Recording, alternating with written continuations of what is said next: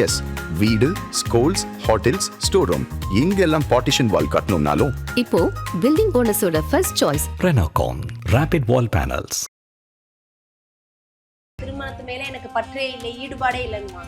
ஆனா திடீர்னு அவங்களுக்கு அந்த ஆசை வரும். அதுதான் கிரகங்கள். ஒவ்வொருத்தருக்கும் கிரகங்கள் தான் தீர்மானம். இந்த வயதுக்கு இந்த ஆசை, இந்த வயதுக்கு திருமணம், இந்த வயதுல இந்த மாற்றங்கள் வரும் அப்படின்னு. ஒரு நபருக்கு பொதுவாக 10ஆம் பாவம் எப்பவுமே கெட்டு போகக்கூடாது. ஜீவனம், வாழ்க்கை, கர்மா கெட்டுது அப்படின்னா அதுல ஏதாவது ஒரு பிரச்சனை சந்திச்சுட்டே இருப்பாங்க. பொதுவா ஜோதிடர்கள்ல பார்த்து அணுகும் போது 27 வயதுல தான் பிராப்தம் இருக்கு, திருமண யோகம் இருக்கு அப்படின்னுவாங்க. ஆனா அது சில பேருடைய வாழ்க்கையில மட்டும்தானே சிறப்பளிக்குது. சில பேர் அதைத்தான் நான் துல்லியமா சொல்ல முடியும்னு சொல்றேன். 2, 4, 7, 10 இல்லாம திருமணம் நடக்குது. 2, 4, 7, 10 இல்லாம திருமணம் நடக்குது. அப்போ அந்த திருமணங்கள் இந்த 2, 4, 7, 10 சுழற்சியில தான் இருக்கு. அப்போ ஒவ்வொருத்தருக்கும் எத்தனை வயதுல திருமணம் வரும், அது எந்த மாதத்துல நடக்கும், எந்த முகூர்த்தத்துல நடக்கும், அது பிராப்த இருக்கா இல்லையான்னு உறுதியா சொல்றது என்னோட. என் பக்கத்து வீட்டில் ஒருத்தர் வந்தார். பையனுக்கு எங்கிட்ட வர்றப்போ 30 வயசு. அவர் பையனுக்கு எங்கிட்ட வர்றப்போ 30 வயசு. அப்போ நான் அவர்கிட்ட சொன்னேன், உங்கள் பையனுக்கு 41 வயசுல தான் கல்யாணம். அப்போ அவர் என்னை திட்டிட்டு சண்டை கட்டிட்டு போயிட்டார். ஆனால் 41வது வயசுல அவர் மகனுக்கு திருமணம் நடக்குது, நான் என் தலைமையில தான் நடக்குது. அவர் என்னத்தை தலைமை தாங்கிருக்காரு. திருமணம் நிச்சயம் பண்ணி திருமணத்தன்னைக்கு பொண்ணு வேற ஒருத்தனை பிடிக்குதுன்னு போயிடுச்சான்னு கேட்டார். ஏன்னா அந்த குரு செவ்வாய் லக்னத்துக்கு 8ல் போய், செவ்வாய்ங்கிறது மாங்கல்யக்காரங்க, குருங்கிறது குடும்பக்காரங்க. அப்போ அந்த குடும்பத்துக்கு மாங்கல்யத்துக்கு வரதுக்கு முன்னாடி ஒரு தோஷம் பண்ணணும்னு 8ல் போய் உட்காந்துருக்கு. கும்ப லக்னத்துக்கு 8ல் போய் உட்காந்து, மிதுன ராசிக்கு 4. அப்போ ராசிக்கு உடலுக்கு சுகத்தை கெடுக்கணும், ராசிக்கு உயிர் பேரை கெடுக்கணும், அவமானப்படுத்தணும் அப்படின்னு கேட்குறப்ப ஆமா அப்படின்னு. சில பேர் செவ்வாதோஷம் இருக்கிற பொண்ணை கட்டிக்கிட்டோம்னா அவங்களுடைய வீட்டுல ஏதாவது ஒரு துர்மரணங்கள் ஏற்படும் அப்படிங்கிற மாதிரி நிறைய விஷயங்கள் நாங்கள் கேள்விப்படுறோம். அது எந்த அளவுக்கு உண்மை அப்படின்னா, அவங்க ஜாதகத்துல ஒரு வரம் வாங்கிட்டு வரும். இப்போ என் ஜாதகத்துல ஒரு வரம், அது எனக்கு கம்பல்சரி நடந்தது. எப்படி? அது நான் ஒரு ஆளை கூட்டிட்டு வரதுனால எல்லாம் நடக்காது. என் வீட்டுக்கு ஒரு ஆள் இணையறதுனால எல்லாம் நடக்குது. அதுக்கு அவங்க ஒரு காரணம்னு மட்டும்தான்.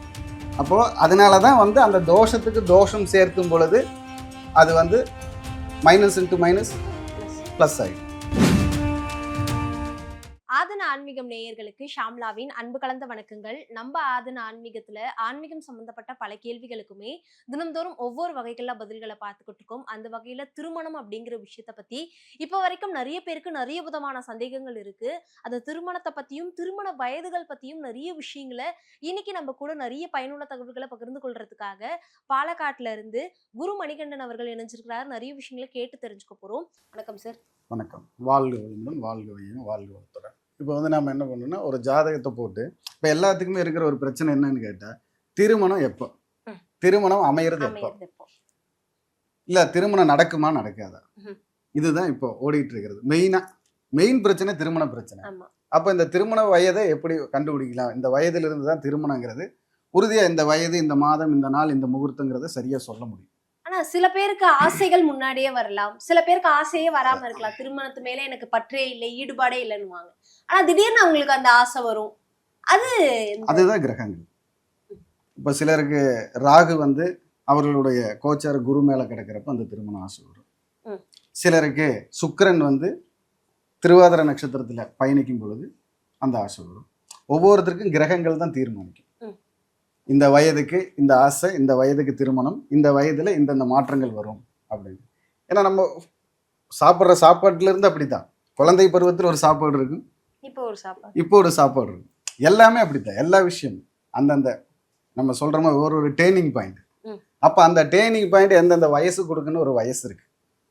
அப்ப அதுல இப்ப திருமண வயசு எப்படியெல்லாம் நாம ஒரு ஜாதகத்துல எடுத்து சொல்லலாம், இதுதான் வயசுங்கிறதுக்கு அப்படிங்கிறதுக்கு ஒரு கட்டத்துல எந்த பாவகங்கள் தீர்மானிக்கும் அப்படின்னு பாத்தீங்கன்னா, திருமண வயது 2ஆம் பாவகம், 4ஆம் பாவகம், 7ஆம் பாவகம், 10ஆம் பாவகம், 2, 4, 7, 10 இதுதான் திருமணத்தை தீர்மானிக்கும். அது ஏன் 2, 4, 7, 10ங்கிறதுக்கு நமக்கு ஒரு விஷயம் வேண்டாமா? 2ங்கிறது தனம், வாக்கு, குடும்பம், 4ங்கிறது சுகம், 7ங்கிறது கலத்திரம், 10ங்கிறது ஜீவனம், வாழ்க்கை, கர்மா. அப்போ ஒரு ஆளுக்கு, ஒரு நபருக்கு பொதுவாக 10ஆம் பாவகம் எப்பவுமே கெட்டு போகக்கூடாது. ஜீவனம், வாழ்க்கை, கர்மா கெட்டுது அப்படின்னா அதுல ஏதாவது ஒரு பிரச்சனை சந்திச்சுட்டே இருப்பாங்க. அப்ப இந்த கிரகங்களுடைய சேர்க்கை, பார்வை, அந்த கண்ணோட்டம் தான் அந்த வயதை தீர்மானிக்கும். இப்ப இந்த ஜாதகத்துல இப்போ ஒரு ஜாதகம் போட்டிருக்கோம், 24/5/1986 6:45 PM, ஈரோடு டிஸ்ட்ரிக்ட். அங்க பிறந்திருக்காரு இந்த ஜாதகர். அப்போ இந்த ஜாதகருக்கு எத்தனை வயதுல கல்யாணம் ஆயிருக்கும்? ஒரு 86ல பிறந்தவங்களுக்கு எல்லாம் மோஸ்ட்லி 20-25 வயதுகள்ல திருமணம் பண்ணிடுவாங்க. அது அந்த வயதுங்கிறதுல எந்த வயது கன்ஃபார்மா நடக்கும்? அதுதானே வேணும். அப்ப அந்த வயதை எப்படி நம்ம எடுத்து சொல்ல முடியும் ஜாதகத்தில்? அப்படிங்கிறதுக்கு தான் இந்த ஒரு விளக்க ஜாதகம். அப்ப இதுல வந்து பாத்தீங்கன்னா 2ஆம் இடம், 7ஆம் இடம், அதே மாதிரி நமக்கு 10ஆம் இடம், 4ஆம் இடம். அப்போ இதுல எப்படி இந்த வயதை சொல்லலாம் அப்படிங்கிறதுக்கு ஒரு சின்ன இப்போ இந்த லக்னாதிபதி, இது வந்து விருச்சிக ராசி, விருச்சிக லக்னம். லக்னாதிபதி 2ல் இருக்கார். லக்னாதிபதி 2ல் இருந்து இந்த 2ஆம் அதிபதியோட தொடர்பு கொள்றாரான்னு பார்க்கணும். இந்த 2ஆம் அதிபதியோட தொடர்பு கொள்றாரான்னு பார்க்கணும் லக்னாதிபதி. அப்போ இந்த 2ஆம் அதிபதியோட லக்னாதிபதி தொடர்பு கொள்றார். அது எப்படின்னு பார்த்தீங்கன்னா, இந்த லக்னத்துல சனி பகவான் இருக்கார். இந்த சனி பகவான் வீட்டில் தான் போய் அந்த குரு இருக்கார். அப்போ செவ்வாய் சனி பகவானுக்கு வீடு கொடுத்துருக்கார். அந்த குரு சனி பகவான் வீட்டில் போய் தொடர்புல இருக்கார். அப்போ பார்த்தீங்கன்னா குருவுக்கு 16 வருடம், செவ்வாய்க்கு 7 வருடம், 23 வயது இவர் திருமண வயது. எல்லா ஜாதகத்திலையும் அது அடுத்து ஒரு விஷயத்துல மட்டும் சொல்லக்கூடாது இல்ல, அதுக்கடுத்து மீண்டும் திருமண வயது எப்படி வருதுன்னு பார்க்கணும். அப்ப இந்த லக்னத்துக்கு 7ஆம் இடத்துல என்ன கிரகம் இருக்கு? லக்னத்துக்கு 7ஆம் இடத்துல. அப்ப அந்த கிரகம் எந்த கிரகத்தோட சேர்ந்து இருக்கு அப்படின்னு எடுத்து, லக்னத்துக்கு 7ஆம் இடம் தான் கலத்திர ஸ்தானம்னு சொல்லக்கூடிய ஒரு பாரம்பரிய முறைப்படி திருமணத்துல கலத்திர பாவகம் 7ஆம் பாவகம். அப்ப அந்த கலத்திர பாவத்துல என்ன கிரகம் இருக்கு அப்படின்னு பார்க்கணும். அப்ப அந்த கிரகத்தோடைய வயதை எடுத்து சொல்லலாம். அப்போ இந்த கலத்திர பாவத்துல பாத்தீங்கன்னா இங்க புதனும் சூரியனும் இருக்காங்க. அப்போ இந்த லக்னத்துக்கு 10ஆம் அதிபதி தொடர்பு பெற்றிருக்காரு. விருச்சிக லக்னத்துக்கு 10ஆம் அதிபதி சூரியன் தொடர்பு பெற்றிருக்காரு 7ஆம் இடத்துல. அப்ப நான் என்ன சொன்னேன், 2, 4, 7, 10 இல்லாம திருமணம் வயது பூர்த்தி ஆகாதுன்னு சொன்னேன். அப்ப இங்க 10ஆம் அதிபதி போய் உட்காந்துருக்காரா? இந்த 10ஆம் அதிபதி சூரியனுக்கு எத்தனை வயசு? 6 வயசு, தசை வயசு. புதனுக்கு தசை வயசு 17 வயசு. மீண்டும் 23 வயசு வந்துருச்சா? Right, okay. அதுக்கப்புறம் இந்த 4ஆம் அதிபதி தொடர்பு வர்றாரா பார்க்கணும். அதாவது 2ஆம் அதிபதியோட 4ஆம் அதிபதி தொடர்பு வர்றாருன்னு பார்க்கணும். அப்ப 4ஆம் அதிபதி வீட்டுல, 4ஆம் அதிபதி வந்து லக்னத்துல போய் இருக்காரு. 4ஆம் அதிபதி லக்னத்துல இருக்கார். அப்ப 4ஆம் அதிபதி லக்னத்துல இருக்கும் பொழுது அந்த வயதுல இருந்து எண்ணணும்.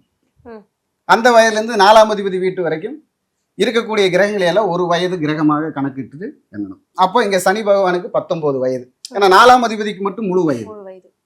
அவர் கூட சேரக்கூடியவங்களுக்கெல்லாம் ஒரு வயது தான். அப்போ சந்திர பகவானுக்கு ஒரு வயது 20, செவ்வாய் பகவானுக்கு ஒரு வயது 21, மாந்தி பகவானுக்கு ஒரு வயது 22, குரு பகவானுக்கு ஒரு வயது 23. எப்படி நம்ம சுத்தி வந்தாலும் அந்த 23 வயது கரெக்டா வந்து நிற்கும். ஆனா இப்போ நீங்க முதல்ல ஆரம்பிக்கும் போது குரு செவ்வாய் அப்படின்றத வச்சுதான் வயச ஆரம்பிச்சிருக்கீங்க. அது என்னன்னா அந்த தொடர்பு வருதா?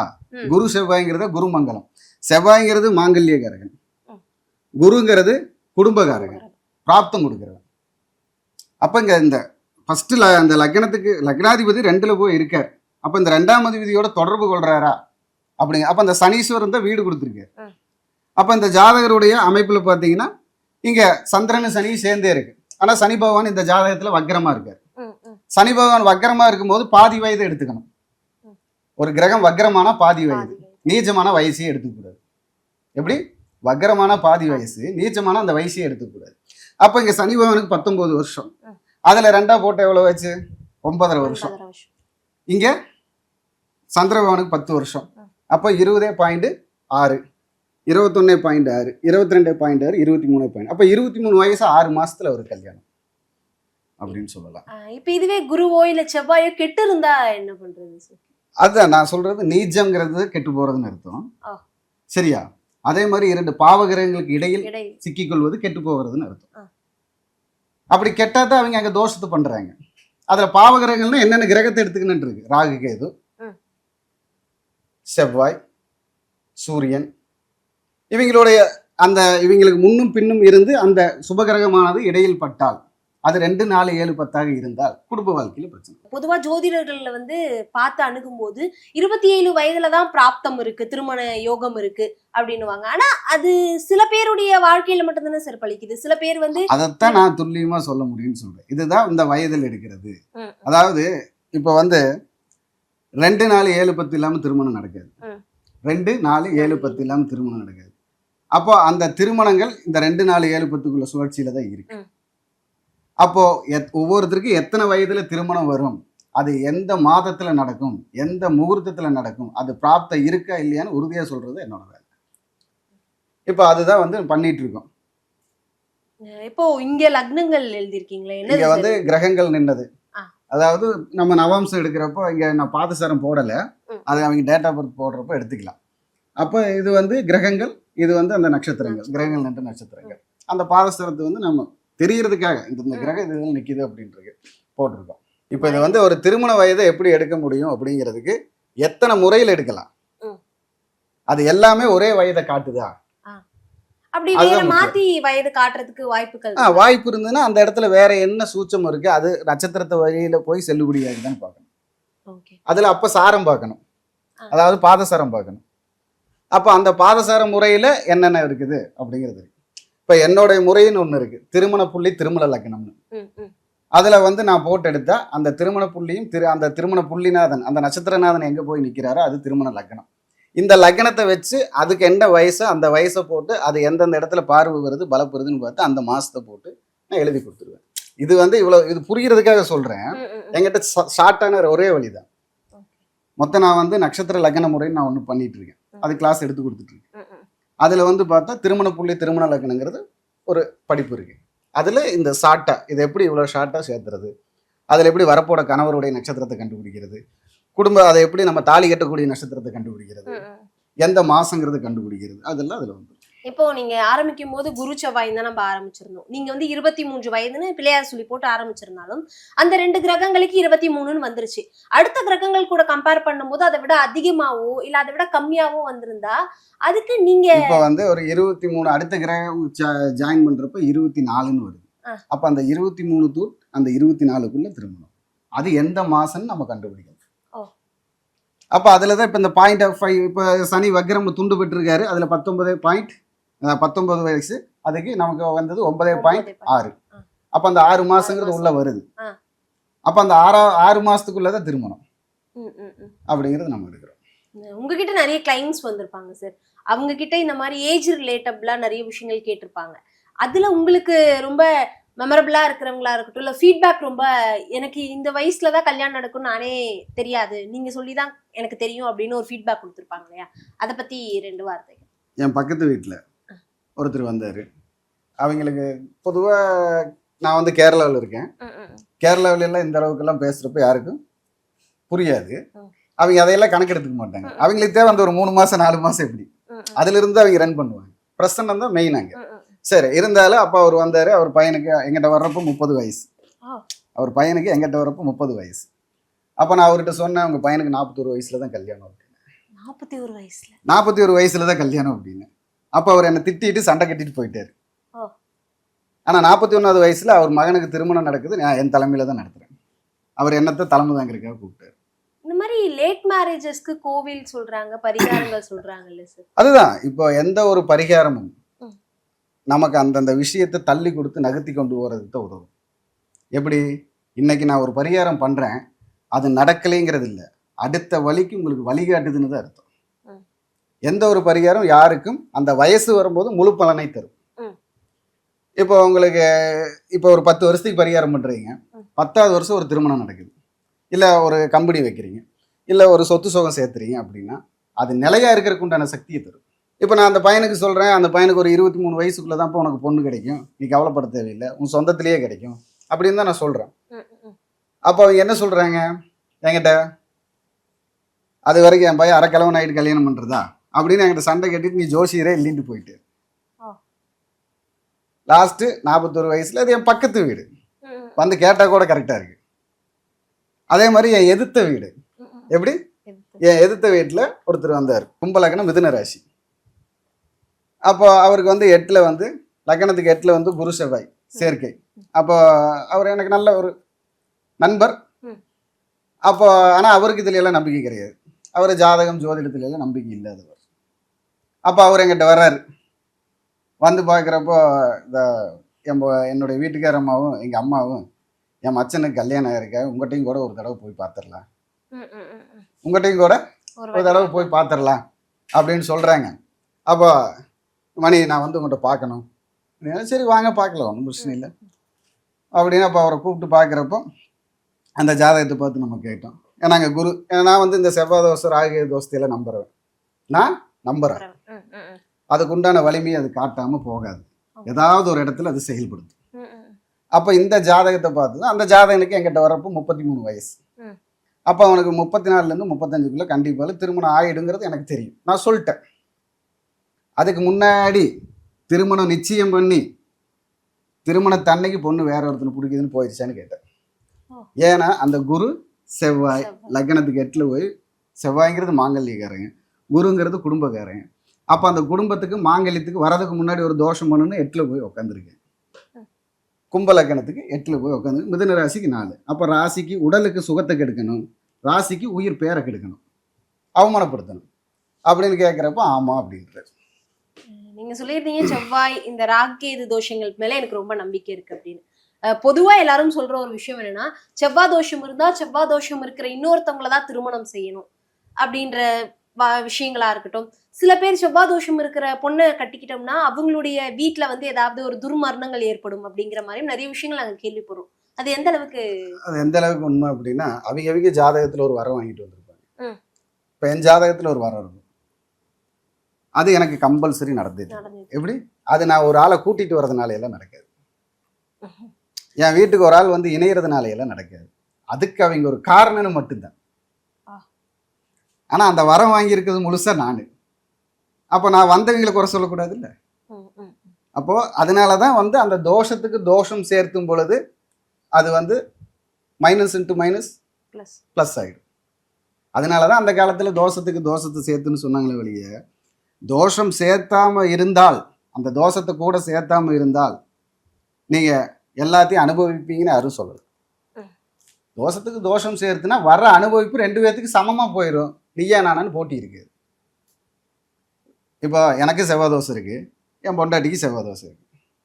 அப்போ என்ன பண்றேன், நான் கொஞ்சம் அதிகமாக பேசுறப்ப அவங்க கொஞ்சம் அமைதியாக போவாங்க, அவங்க அதிகமாக பேசுறப்ப நான் கொஞ்சம் அமைதியாக போவேன். இதுக்கு தான் அந்த தோஷத்தை நம்ம சர்க்கியூட் பண்றது. இதை ஒரு ஆள் நல்ல வலிமையா இருந்துட்டு ஒரு ஆள் வலிமை இல்லாமல் இருந்தால் கூட வாழ்ற ஆளுக்கு அந்த நிம்மதி இருக்காது இல்லை. என்னுடைய கான்செப்டே வந்து ஒரு கல்யாணம் பண்ண பிரியக்கூடாது. பிரியாம எப்படி பண்ணணும்? இந்த காலத்துல டைவர்ஸ் கேஸ் தானே அதிகமா இருக்கு. அப்போ அந்த டைவர்ஸ் கேஸ் இல்லாம எப்படி பண்றது ஒரு ஜாதகத்துல? அப்போ இந்த மாதிரி வயதை கண்டுபிடிக்கலாம். ஒருத்தருடைய வயது இந்த வயசுல தான் திருமணம் ஆகும் அப்படிங்கிறத நீட்டா கண்டுபிடிக்கலாம். அதுல இன்னும் துல்லியமா இந்த மாசத்துல ஆகுன்னு கண்டுபிடிக்கலாம், இன்னும் துல்லியமா இந்த அன்னைக்கு ஆகுன்னு கண்டுபிடிக்கலாம், இன்னும் துல்லியமா இத்தனை மணிக்கு தாலி கட்டுவாங்கன்னு கண்டுபிடிக்கலாம். கண்டிப்பா சார். எல்லாருமே வந்து கல்யாணம் அப்படிங்கிறது ஆசைப்படணும், அது நேரம் வந்தா நடக்கும்னு நாங்க எல்லாருமே கேள்விப்பட்டிருக்கோம். ஒவ்வொருத்தவங்களோட ஜாதகத்துல எத்தனை வயதுல கல்யாணம் ஆகுன்ற பிராப்தம் இருக்கு, அது இப்படிதான் கண்டுபிடிக்கணும் அப்படிங்கிறது. அது ஏன் தடையா இருக்குங்கிறதும் கண்டுபிடிக்கலாம். இதனாலதான் தடை. அப்ப இந்த தடை இங்க போனா ரிலீவ் ஆகும் அப்படின்னு கண்டுபிடிக்கலாம்.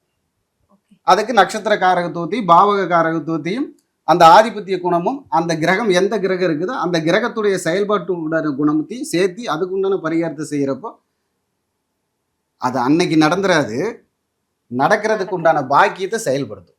பரிகாரங்கிறது எப்பவுமே நமக்கு செயல்படுத்தக்கூடிய விஷயம். அதனால பரிகாரம் 100% உண்மை. ஏன்னா நான் வந்து அந்த மாதிரி நிறைய வெற்றியை கொடுத்துருக்கேன். அதனால நான் அதை உறுதியா நம்புறேன். கண்டிப்பா சார். நிறைய விஷயங்களை பகிர்ந்துக்கிட்டீங்க. இன்னும் திருமணம் சம்பந்தப்பட்ட நிறைய விஷயங்களை தொடர்ந்து பேசலாம். மிக்க நன்றி. நன்றி, வணக்கம். வாழ்க வளமுடன், வாழ்க.